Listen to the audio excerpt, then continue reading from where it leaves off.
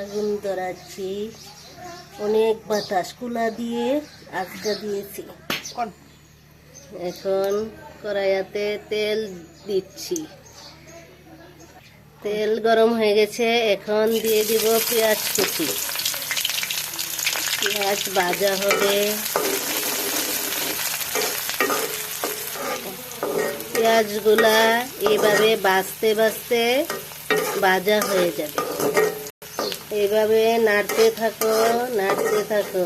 পেঁয়াজ এখন তিরি দূরে রাখো। এখন পেঁয়াজ ভাজা হয়ে গেছে।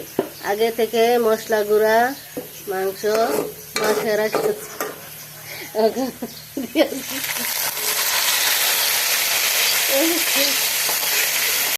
এখন ভালো করে নেড়ে ফেলব।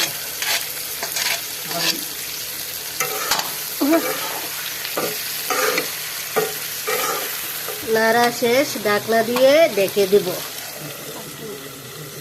5 মিনিট।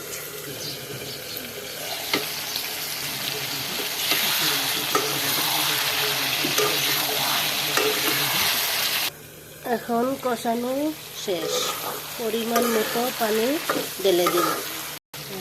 এখন পানি দেব, পানি দেওয়ার পর সিদ্ধ হয়ে গেলে নামিয়ে ফেলব।